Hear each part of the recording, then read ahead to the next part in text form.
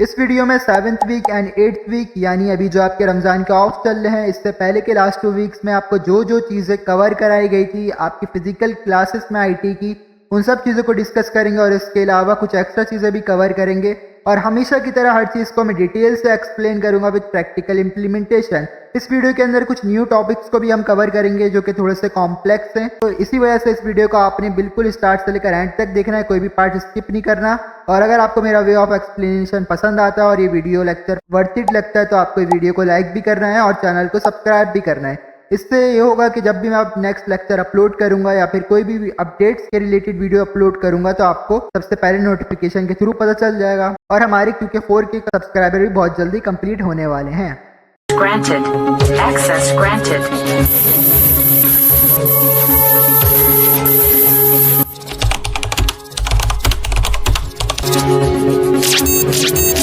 अस्सलामुअलैकुम, I hope you all are fine and doing well. Once again welcome back to our channel. जो new viewer हैं जो कि first time मेरी video देख रहे हैं तो उनको एक दफ़ा मैं फिर बता दूं कि आप मेरे चैनल पे जाएंगे और इधर आप प्लेलिस्ट के सेशन में जाएंगे तो आपको एक प्लेलिस्ट मिल जाएगी जिसके अंदर सारे लेक्चर्स मौजूद हैं। जिस तरह लिखा हुआ है ऑल क्लासेस लेक्चर, इस प्लेलिस्ट के अंदर आपकी जितनी भी अभी तक फिजिकल क्लासेस कंडक्ट हुई हैं यानी 6 Feb से लेकर अब तक जितनी भी फिजिकल क्लासेस हुई हैं वो सारे लेक्चर्स इधर मौजूद हैं। जिस तरह से ये फर्स्ट वीडियो है ये आपके फर्स्ट वीक के लेक्चर के रिलेटेड है, सेकंड वीडियो सेकंड वीक के लेक्चर के रिलेटेड है एंड सो ऑन थर्ड और फोर्थ फिफ्थ और सिक्स। और ये वीडियो लेक्चर जो कि अभी मैं रिकॉर्ड कर रहा हूँ वो भी इस प्लेलिस्ट में अपलोड हो जाएगा।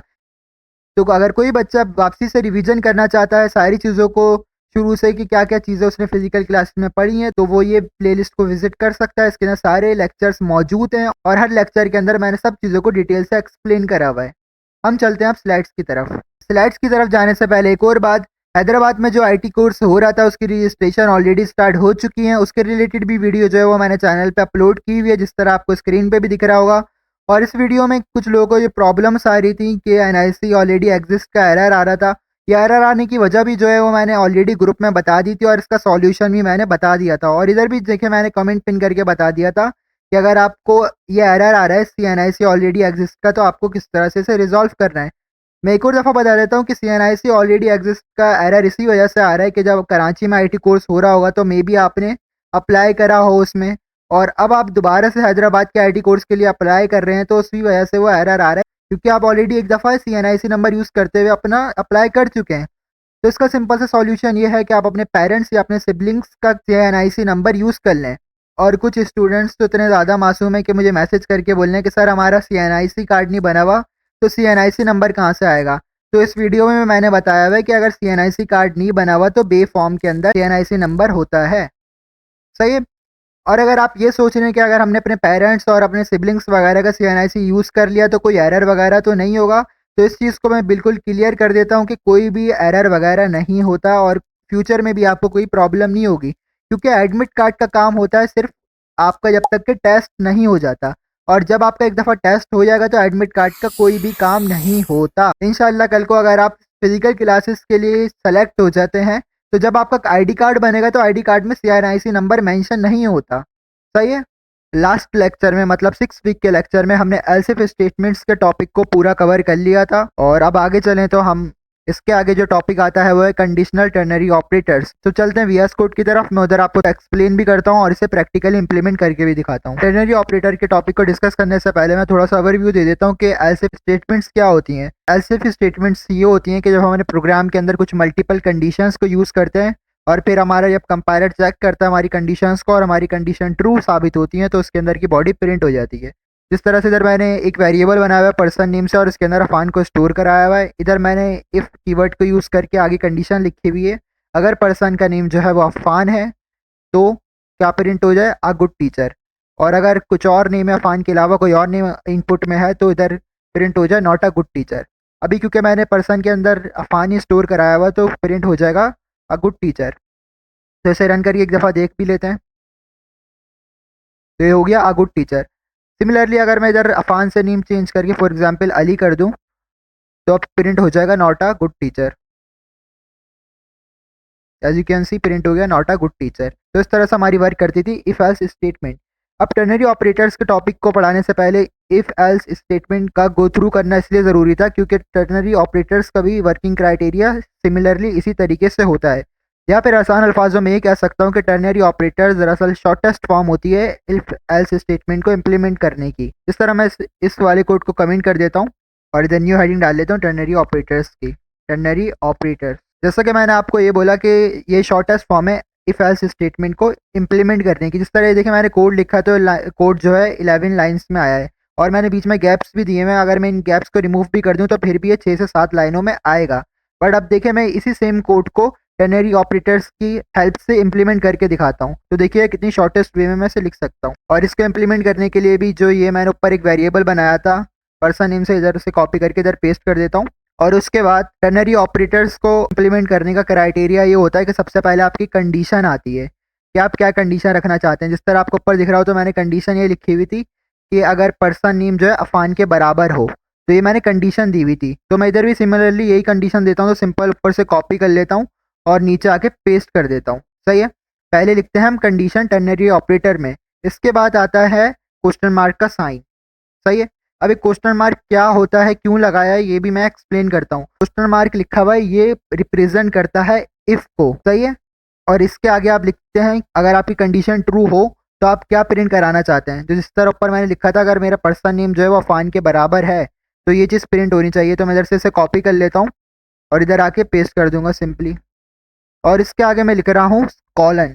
ये कॉलन जो है रिप्रेजेंट कर रहा होता है एल्स को। सही है, क्वेश्चन मार्क रिप्रेजेंट कर रहा होता है इफ को और कॉलन रिप्रेजेंट कर रहा होता है एल्स को। और एल्स की इधर मैंने बॉडी में लिखा था ये मैसेज, तो मैं इधर से इसे कॉपी कर लेता हूँ और इधर आके इसे पेस्ट कर देता हूँ। And that's it.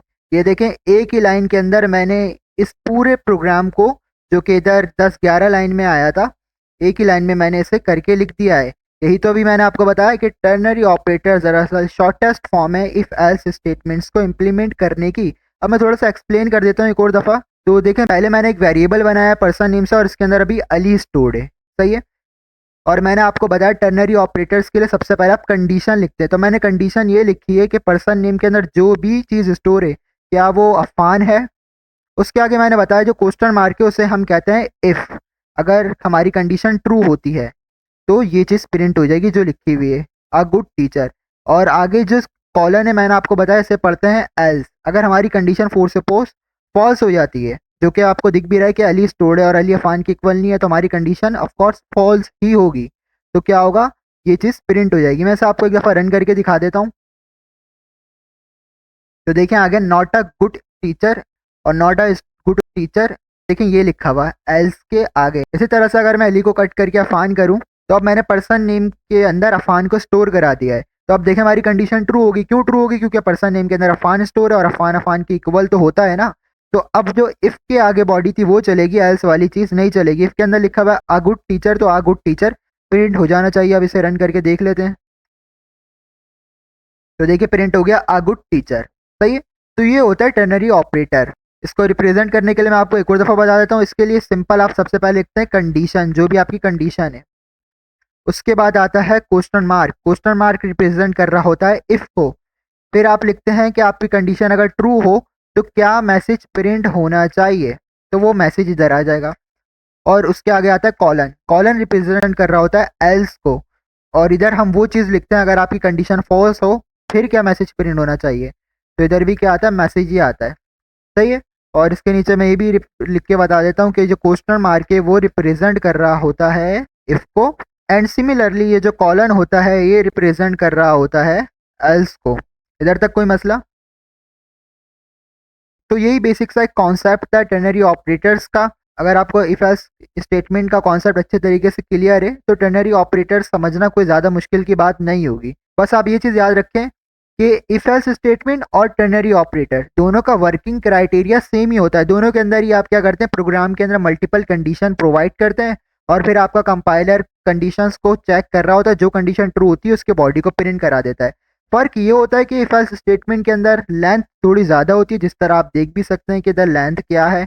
और टर्नरी ऑपरेटर मैंने आपको बताया कि शॉर्टेस्ट फॉर्म होती है। तो देख लें द लेंथ क्या है। एक ही लाइन के अंदर हमने इफ एल्स सबको इम्प्लीमेंट कर दिया और मैंने आपको रन करके ही बता दिया कि आंसर इसका सही आता है या नहीं आता। सही है, बट इन जनरल जो मोस्टली यूज़ होती है वो इफ एल्स स्टेटमेंट ही होती है, और आप प्रोफेशनल लाइफ में भी सिर्फ इफ एल्स स्टेटमेंट को यूज़ करेंगे। टर्नरी ऑपरेटर एक दरअसल आपको कॉन्सेप्ट दिया हुआ है।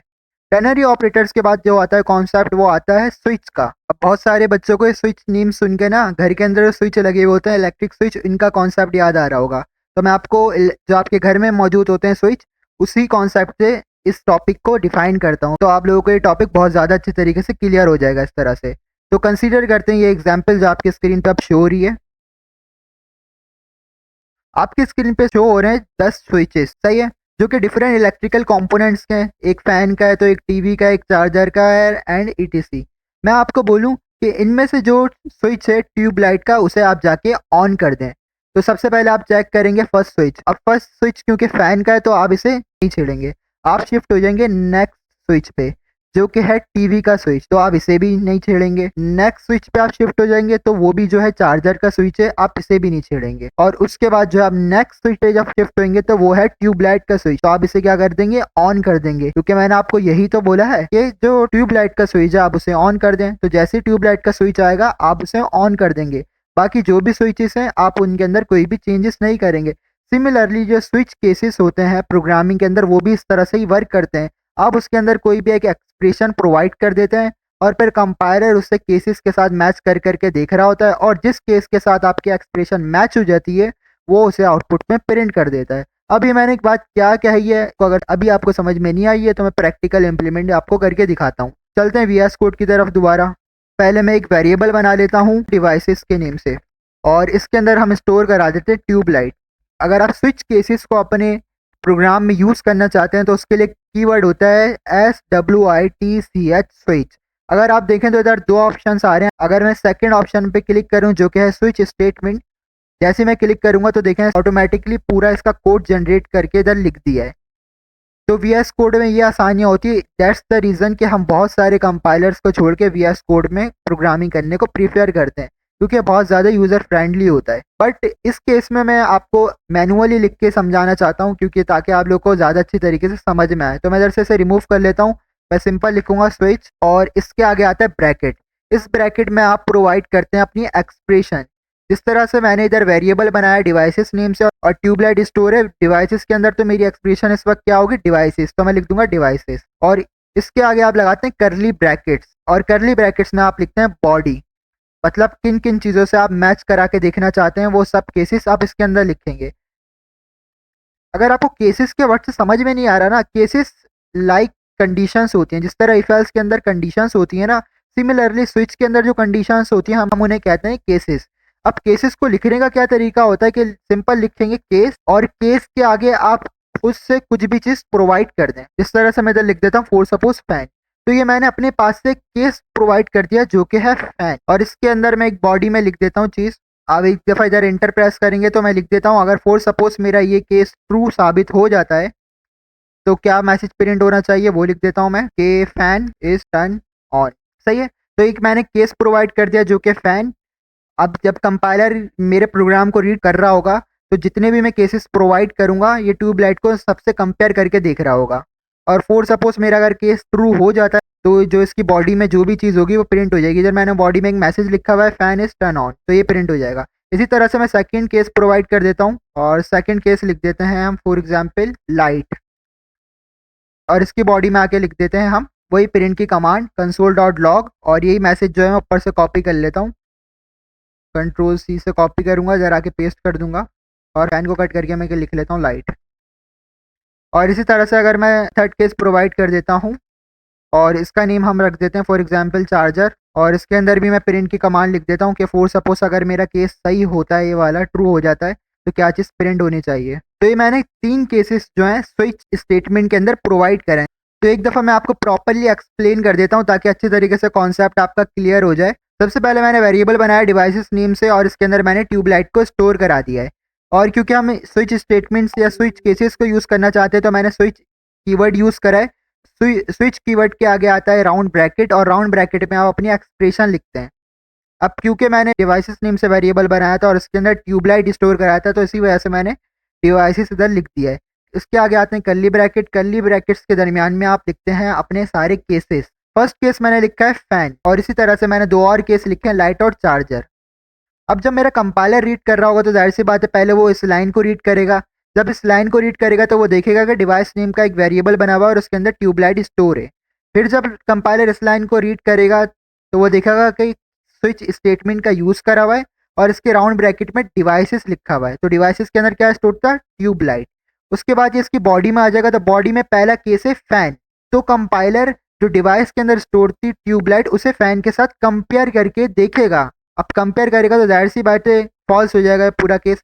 जैसे ही ये फॉल्स हो जाएगा केस, कंपाइलर जो है वो नेक्स्ट केस में आ जाएगा और सिमिलरली फिर वही करेगा। इस केस के अंदर लाइट है तो लाइट को ट्यूबलाइट के साथ कंपेयर करके देखेगा तो ये केस भी फॉल्स हो जाएगा।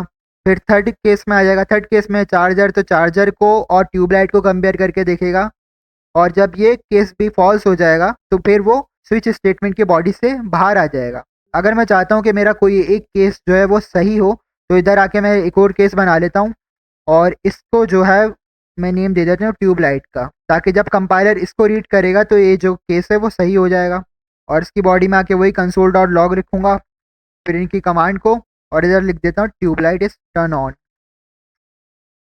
अब जब कंपाइलर इस केस को रीड करेगा तो जो डिवाइस के अंदर मैंने स्टोर कराया था ट्यूबलाइट उसको और ये जो केस है ट्यूबलाइट इन दोनों को कंपेयर करेगा। अब ये दोनों को जब कंपेयर करेगा तो ये केस हो जाएगा ट्रू और जैसे ही ये केस ट्रू होगा तो इसकी बॉडी में आएगा और इसकी बॉडी में प्रिंट की कमांड लिखी हुई है तो इस मैसेज को प्रिंट करा देगा कंपाइलर। तो मैं इसे रन करके भी आपको एक दफ़ा दिखा देता हूँ कि आंसर क्या आता है। रन करने से पहले इधर मैंने कैपिटल एल लिख दिया है और ऊपर मैंने स्मॉल एल लिखा था तो मैं इसे स्मॉल एल कर लेता हूँ ताकि कोई एरर नहीं आए और इसे अब रन करके देखते हैं। तो आंसर आ गया ट्यूबलाइट इज टर्न ऑन। तो इस तरह से कुछ वर्क करती है हमारी स्विच की स्टेटमेंट। इसके अलावा हम दोबारा चलते हैं उसी एग्जाम्पल पर। जिस तरह से एग्जाम्पल में मैंने आपको बोला था कि आप ट्यूबलाइट के बटन को ऑन कर दें, तो आपने फर्स्ट बटन को भी चेक करा, सेकंड बटन को भी चेक करा, थर्ड बटन को भी चेक करा और फोर्थ बटन को भी चेक करा। अब आपको फोर्थ स्विच जब आपने चेक करा या जब आपने फोर्थ बटन को चेक करा तो वो ट्यूबलाइट का आपने इसे ऑन कर दिया। तो अब आप क्या बाकी जो स्विचेस हैं बल्ब के, एसी के, फ्रिज के, कंप्यूटर के, क्या आप इन्हें चेक करेंगे? डेफिनेटली नहीं करेंगे। मैंने आपको सिर्फ बोला था ट्यूबलाइट के बटन को भाई ऑन कर दो, तो आप सिर्फ उसे ही ऑन करेंगे ना। जब आपको मिल गया आपने उसे ऑन कर दिया तो जाहिर सी बात है आप बाकियों को चेक नहीं करेंगे। और इसी चीज़ को आप अगर अपने प्रोग्राम में इम्प्लीमेंट करना चाहते हैं कि आपका कंपाइलर जो है जब तक के चेक करे आपकी केसेस को, जब तक के उसे अपना मैच ना मिल जाए। इस तरह अगर मैंने ट्यूबलाइट प्रोवाइड करा था, अगर मैं चाहता हूँ कि मेरा कंपाइलर तब तक हर केस से मैच करके देखता रहे जब तक कि उसे ट्यूबलाइट वाला केस ना मिल जाए और मैच ना हो जाए। जैसे ही मैच हो वो उधर ही मेरा प्रोग्राम रुक जाए और आउटपुट आ जाए फ़ौरन। अगर मैं ये चीज़ चाहता हूँ तो मुझे क्या करना पड़ेगा, हर केस के अंदर एक और चीज़ ऐड करनी पड़ेगी जो कि है ब्रेक। तो ये चीज़ जो है मुझे हर केस के अंदर ऐड करनी पड़ेगी। अब इससे होता क्या है कि अगर मेरी कोई कंडीशन फॉर सपोज ट्रू हो जाती है तो कंपाइलर उधर ही आके रुक जाएगा, उससे आगे वो खुद ही चेक नहीं करेगा। जिस तरह से अगर मैं इधर अभी कट करके फैन कर दूं तो देखें फैंस जो हमारा फर्स्ट केस के अंदर ही मौजूद है। तो कंपाइलर जैसे ही फर्स्ट केस से मैच करके देखेगा हमारी एक्सप्रेशन को तो हमारी एक्सप्रेशन मैच कर जाएगी, तो इसकी बॉडी प्रिंट होगी और वो कंपाइलर इधर ही रुक जाएगा। इसके आगे फिर वो चेक ही नहीं करेगा, चाहे आपकी फिर कोई कंडीशन ट्रू हो या नहीं हो, वो चेक ही नहीं करेगा। इसे रन करके आपको दिखा देता हूँ और देखते हैं आउटपुट क्या आता है। तो देखें आगे फैन इज टर्न ऑन।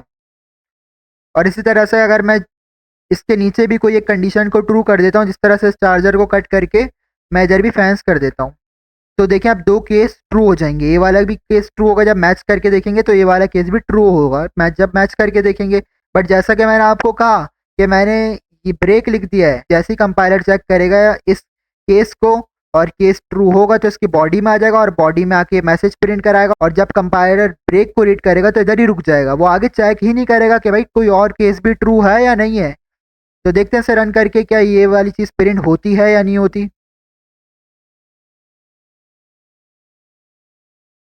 तो देखें सिर्फ fan is turn on print हुआ है। फैन इज टर्न ऑन इधर था, जबकि हमारा ये वाला केस भी जो है वो ट्रू ही था, चार्जर इज टर्न ऑन तब भी प्रिंट नहीं हुआ क्योंकि मैंने इधर ब्रेक लिख दिया था कि इधर ही रुक जाओ अगर ये कंडीशन ट्रू होती है। होप्स हो कि आपको ब्रेक वाला कॉन्सेप्ट भी अच्छी तरीके से समझ में आ गया होगा। अगर मैं इन सब जगह से ब्रेक को कमेंट आउट कर दूं, इस तरह से मैंने सारे ब्रेक्स को कमेंट आउट कर दिया। मैं इधर से फैंस को चेंज करके दोबारा से चार्जर कर देता हूँ।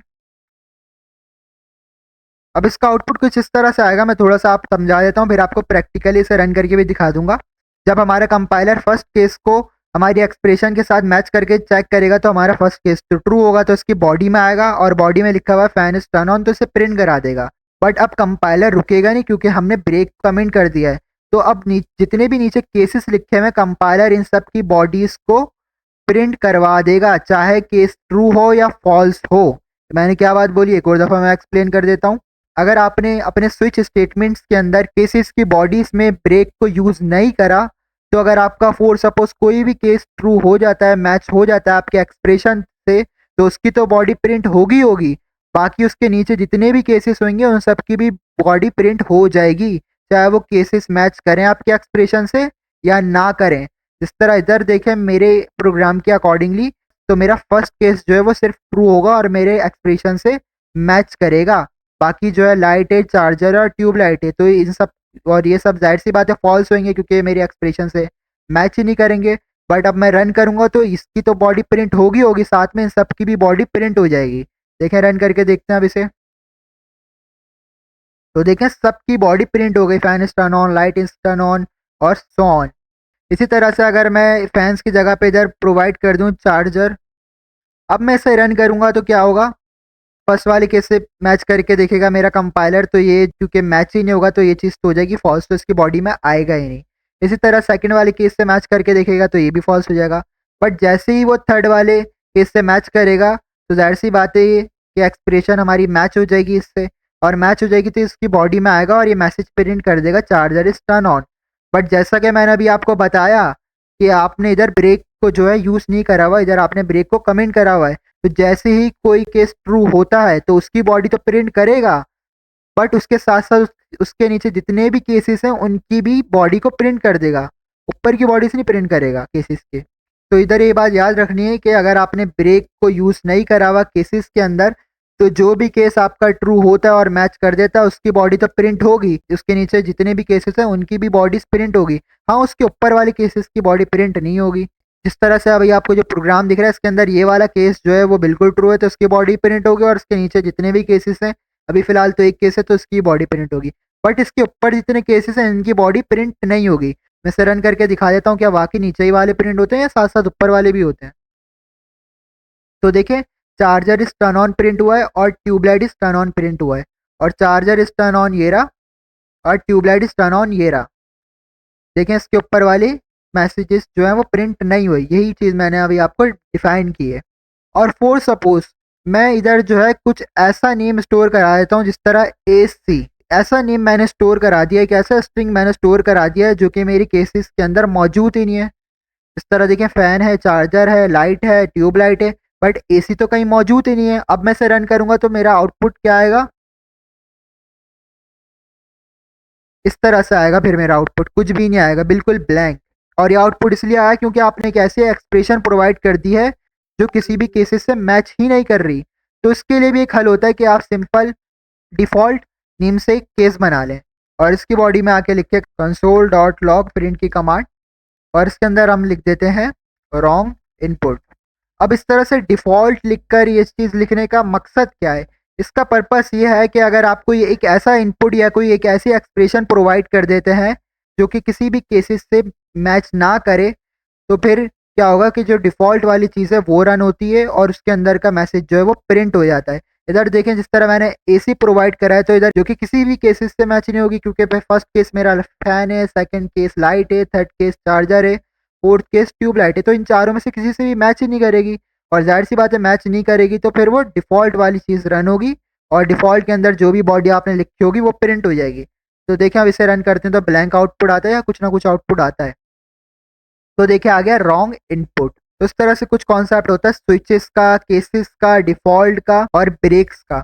इसी तरह से एक आपको प्रोग्राम दिया हुआ था आपके टैब स्क्रिप्ट की स्लाइड्स में, और उसमें जो है स्विच स्टेटमेंट्स को वीक के डेज पे इम्प्लीमेंट करा हुआ था, तो वो भी जल्दी से कर लेते हैं। तो उसके लिए भी सिंपल मैं एक वेरिएबल बना लेता हूँ डेज के नेम से, और इसके अंदर जो है हम फॉर सपोज संडे को स्टोर करा देते हैं। और स्विच स्टेटमेंट्स को यूज़ कर रहा हूँ तो मैं लिखूंगा स्विच कीवर्ड को और इसके आगे आता है राउंड ब्रैकेट। राउंड ब्रैकेट में मैंने आपको बताया कि एक्सप्रेशन आती है, मेरी एक्सप्रेशन संडे है जो कि डेज के अंदर स्टोर है, तो मैं इधर लिखूंगा डेज।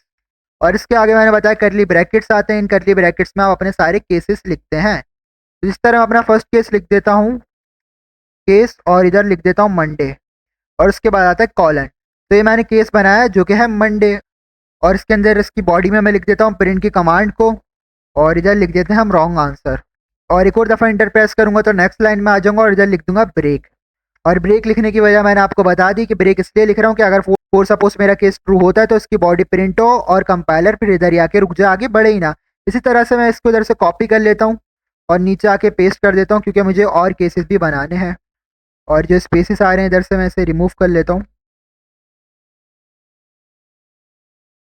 और इनके नेम को भी चेंजेस कर लेता हूँ। फर्स्ट मंडे नेम से बनाया था, सेकंड जो है मैं ट्यूसडे नेम से बना लेता हूँ, और ये जो है वेडनेसडे नेम से बना लेता हूँ, और इसी तरह से इसे जो है फ्राइडे नेम से फोर सपोज बना लेता हूँ। और लास्ट में जो है मैं डिफ़ॉल्ट केस को यूज़ कर रहा हूँ कि अगर हम कोई एक ऐसी एक्सप्रेशन प्रोवाइड कर दें जो कि किसी भी केस से मैच ना हो तो क्या चीज़ प्रिंट होनी चाहिए। इस वजह से मैंने डिफ़ॉल्ट नेम से एक केस बना लिया है, और इसके अंदर मैं मैसेज लिख देता हूँ रॉन्ग इनपुट। सही है। और इधर एक और केस ऐड कर देता हूँ मैं संडे नेम से, ताकि जब हमारा केस मैच कर जाए हमारी एक्सप्रेशन से तो क्या चीज़ प्रिंट होनी चाहिए। और अच्छा ये बात भी याद रखनी, केस के आगे जो भी चीज़ लिखेंगे वो इन्वर्टेड कॉमास यूज़ करते हुए ही लिखेंगे, नहीं तो एरर आएगा अदरवाइज। और इसके अंदर मैं लिख देता हूँ मैसेज राइट आंसर,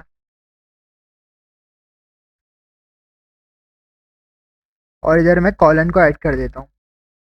तो इस तरह से मेरा प्रोग्राम कंप्लीट हो चुका है। रन करके देखता हूँ तो प्रिंट हो जाएगा राइट आंसर, और राइट आंसर जो किसकी बॉडी में मौजूद है, केस संडे की बॉडी में। तो इस तरह से कुछ वर्किंग क्राइटेरिया होता है। अब चलते हैं वापसी स्लाइड्स की तरफ। तो कंडीशनल टर्नरी ऑपरेटर्स को भी डिस्कस कर लिया। इधर प्रोग्राम बने हुए हैं कुछ कंडीशनल टर्नरी ऑपरेटर्स को यूज़ करते हुए, तो ये थोड़े से मैं आपको एक्सप्लेन कर देता हूँ। आप जब इसकी प्रैक्टिस करें तो आप इसको प्रैक्टिकली इंप्लीमेंट कर लीजिएगा। इधर इन्होंने इस हंगरी नेम से एक वेरिएबल बनाया और इसके अंदर एक बुलियन डेटा टाइप को स्टोर कराया है जो कि है ट्रू। उसके बाद इन्होंने लेट स्नेक के नेम से एक वेरिएबल बनाया और इसके आगे इन्होंने जो है टर्नरी ऑपरेटर्स को इम्प्लीमेंट करा हुआ है। इस हंगरी के अंदर क्या स्टोर है, ट्रू स्टोर है, और उसके आगे लिखा हुआ है क्वेश्चन मार्क। क्वेश्चन मार्क मैंने आपको बताया कि ये इफ को रिप्रेजेंट कर रहा होता है। इसके आगे हम वो चीज़ लिखते हैं कि अगर आपकी कंडीशन ट्रू हो तो क्या प्रिंट होना चाहिए। अभी हमारी कंडीशन ऑलरेडी ट्रू है, जाहिर सी बात है एप्पल आ जाएगा स्नेक की जगह पे, तो ये आ जाएगा you should have some apple. इसी तरह इसके नेक्स्ट प्रोग्राम में इस हंगरी के अंदर फॉल्स स्टोर कराया हुआ, तो जाहिर सी बात है हमें पता है कि इफ वाली चीज़ नहीं होगी प्रिंट, बल्कि जो कॉलन के आगे चीज़ लिखी है वाटर, ये चीज़ आ जाएगी स्नैक के अंदर स्टोर हो जाएगी आके, क्योंकि कॉलन रिप्रेजेंट कर रहे होते हैं एल्स को। तो ये आ जाएगा you should have some snack की जगह पे वाटर। उसके बाद आता है स्विच स्टेटमेंट्स, और स्विच स्टेटमेंट्स के लिए देखें इन्होंने वही प्रोग्राम बना के दिखाया जो अभी हमने करा है। इन्होंने जो है डे ऑफ वेरिएबल यूज़ करा है, मैंने डे वेरिएबल को यूज़ करा है, इन्होंने संडे स्टोर कराया था और हमने भी वही स्टोर करा है। सिंपल वही चीज़ वही है कि स्विच कीवर्ड को यूज़ करा, आगे एक्सप्रेशन के लिए डे ऑफ लिख दिया है, क्योंकि एक्सप्रेशन जो डे ऑफ नेम के वेरिएबल के अंदर स्टोर थी। आगे केसेस लिखे हुए हैं दो इन्होंने। फर्स्ट केस जो है वो सैटरडे, जाहिर सी बात पहले कंपाइलर हमारी एक्सप्रेशन को जो कि संडे उसे केस सैटरडे से मैच करके देखेगा, और जाहिर सी बात है ये जो है फॉल्स हो जाएगा तो कंपाइलर जो है नेक्स्ट केस पे मूव हो जाएगा। और क्योंकि ये वाला केस संडे तो केस ट्रू हो जाएगा और इसकी बॉडी जो है रीड अ बुक प्रिंट हो जाएगी। और हमने इसके अंदर ब्रेक भी लिखा हुआ, तो कंपाइलर फिर हमारा इधर ही रुक जाएगा, आगे किसी चीज़ को रीड ही नहीं करेगा। इसके आगे चले तो इफ एल्स स्टेटमेंट को इम्प्लीमेंट करके दिखाया हुआ है, और ये तो बहुत ही ज़्यादा बेसिक सा प्रोग्राम लिखा हुआ है। हमने तो जो है काफ़ी ज़्यादा एडवांस लेवल का प्रोग्राम बनाया था, और अभी अगर आपने मेरी रिसेंटली वीडियो देखी हो CLI कैलकुलेटर वाली, तो उसके अंदर तो हमने काफ़ी एडवांस बनाया हुआ है इफ एल्स स्टेटमेंट को यूज़ करते हुए। उसके आगे आता है a simple game where the user guesses if a number is high low, और इस तरह का एक गेम है। इसके अंदर सिंपल ये है कि आप दो वेरिएबल बनाएंगे और दोनों के अंदर कुछ ना कुछ नंबर्स को एंटर करेंगे। एक के अंदर लार्जर नंबर होगा और एक के अंदर स्मॉलर नंबर होगा, और उसके बाद प्रोग्राम जो है दोनों को कंपेयर कर करके देखेगा। जिस तरह इधर देखें एक वेरिएबल बनाया हुआ है गैस नेम से, दूसरा बनाया हुआ है टारगेट नेम से। इधर देखें गैस के अंदर 7 स्टोर करा हुआ है और 5 जो है टारगेट के अंदर स्टोर कराया हुआ है। आगे लॉजिक स्टेटमेंट्स को यूज़ करा हुआ है, तो गैस और टारगेट को कंपेयर करके देखा हुआ है कि गैस जो है वो क्या टारगेट से छोटा है, तो 7 स्टोर है गैस के अंदर और टारगेट के अंदर स्टोर है 5, तो क्या 5 7 से बड़ा होता है, नहीं होता। तो मतलब इफ के आगे जो कंडीशन है वो फॉल्स है, तो कंपाइलर आ जाएगा एल्स इफ वाली कंडीशन में, जिसके अंदर लिखा हुआ है कि अगर गैस बड़ा है टारगेट से, तो जाहिर सी बात है 7 स्टोर है गैस के अंदर और टारगेट के अंदर स्टोर है 5, तो 7 बड़ा होता है 5 से, तो कंसोल डॉट लॉग जो लिखा हुआ है एल्स इफ की कंडीशन में, और इसके आगे जो मैसेज लिखा हुआ है वो प्रिंट हो जाएगा the your guess is too high. उसके आगे चलें तो फ्रेंड चेकर गेम है, मतलब इसके अंदर आपको नेम्स प्रोवाइड करने होंगे और इफ एल्स स्टेटमेंट्स इसके अंदर यूज़ करी हुई है प्रोग्राम के अंदर। आप जो भी नेम प्रोवाइड करेंगे उन्हें कंपेयर करके बताएगा कि आपने जो नेम प्रोवाइड करा है क्या वो आपका दोस्त है भी या नहीं है। जिस तरह इधर एक उन्होंने प्रोग्राम बनाया हुआ है, इसके अंदर वेरिएबल बनाया हुआ है इस फ्रेंड नेम से, और इसके अंदर अमीन नेम को स्टोर कराया हुआ है। तो आगे इन्होंने इफ़ यूज़ करा हुआ है इसके अंदर, इस फ्रेंड इज इक्वल्स टू अमीन, मतलब कि इस फ्रेंड ये वेरिएबल है, इसके अंदर अमीन स्टोर है, तो अमीन अमीन के इक्वल है, जी बिल्कुल होता है। आगे इन्होंने और के ऑपरेशन को यूज़ करा है। और के अंदर कंडीशन ये होती है कि दोनों में से कोई एक कंडीशन भी ट्रू हो तो हमारा आंसर आ जाता है। आगे लिखा हुआ इन्होंने इस फ्रेंड में अभी अमीन स्टोर है और इज इक्वल्स टू दानियाल, तो मतलब वाली कंडीशन फॉल्स है। बट जैसा कि मैंने आपको बताया कि और ऑपरेटर यूज़ करा हुआ है, कोई एक कंडीशन भी ट्रू होती है तो आंसर आ जाएगा। तो अभी भी जो है कंसोल डॉट लॉग और इस फ्रेंड की जगह पे अमीन आ जाएगा और इस योर फ्रेंड प्रिंट हो जाएगा, एल्स वाली चीज़ एग्जीक्यूट नहीं होगी। इसी तरह से अब इन्होंने हमजा प्रोवाइड कर दिया, तो जाहिर सी बात है फर्स्ट कंडीशन के अंदर अमीन से कंपेयर करेगा तो ये भी फॉल्स हो गई, सेकंड कंडीशन में दानियाल से कंपेयर करेगा तो ये भी जो है फॉल्स हो जाएगी। जब दोनों ही फॉल्स हो जाएगी तो जाहिर सी बात है पूरी कंडीशन ही फॉल्स हो जाएगी, तो फिर एल्स वाली चीज़ चलेगी और आ जाएगा इस फ्रेंड की जगह पे Hamza is not your friend. और इसके आगे इंक्वायरर लाइब्रेरी को यूज़ करते हुए एक प्रोग्राम बनाया गया है। जिस तरह आपने पिछले प्रोग्राम के अंदर खुद वेरिएबल बनाया था इस फ्रेंड नेम से और इसके अंदर जो है हमजा नेम प्रोवाइड कर दिया था। अब इन्होंने इंक्वायरर लाइब्रेरी को यूज़ करा है, तो इसके अंदर अब जब आप रन करेंगे तो यूज़र के पास आउटपुट स्क्रीन पे मैसेज होगा कि एंटर योर फ्रेंड नेम, तो अपनी मर्जी से वो कुछ भी एंटर करेगा और फिर इफ एल्स स्टेटमेंट लगी हुई है इसके अंदर कंपाइलर कंपेयर करा के देखेगा और उसके अकॉर्डिंगली आउटपुट जो है वो प्रिंट हो जाएगा। और इंक्वायरर लाइब्रेरी को कब यूज़ करते हैं, किस तरह यूज़ करते हैं, इन सब चीज़ों को जो है मैंने डिटेल से जो है वो डिस्कस करा था CLI कैलकुलेटर की वीडियो में, उसका लिंक जो डिस्क्रिप्शन में मौजूद है तो उसे देख लीजिएगा। आगे चलें तो रॉक पेपर सीजर गेम बनाया हुआ है, इसके अंदर भी सिंपल ही वही होगा कि वेरिएबल बनाएंगे और इसके अंदर जो है रॉक और सीजर को जो है स्टोर करा देंगे और उसके बाद वही जो है कंपेयर करा के देखा जाएगा और उसके अकॉर्डिंगली आउटपुट आते रहेंगे। और इसके बाद एक होमवर्क मिला हुआ है आप लोगों को कैलकुलेटर क्रिएट करना है। इस कैलकुलेटर के अंदर बहुत ही कम डिफरेंस है, मतलब आपने जो CLI कैलकुलेटर बनाया था बिल्कुल ये सिमिलरली उस जैसा ही है, बस थोड़ा सा डिफरेंस है। जिस तरह से इसके अंदर जो है लिखा हुआ है कैलकुलेटर बटन्स को आपको एंटर करना है एज आ इनपुट। जिस तरह से आपने CLI कैलकुलेटर बनाया था तो उसमें क्या होता था, जब आप उसे रन करते थे तो आपके पास एक लिस्ट शो हो जाती थी जिसके अंदर मल्टीपल ऑपरेशंस की चॉइस होती थी और फिर आप उन्हें सेलेक्ट करते थे। बट अब आपको ऐसा प्रोग्राम बनाना है कि जब आप इसे रन करें तो आपके पास एक मैसेज शो हो एंटर द ऑपरेशन और फिर आप जो है इस तरह से प्लस माइनस एडिशन सब्ट्रैक्शन के जो है सिंबल प्रोवाइड करेंगे।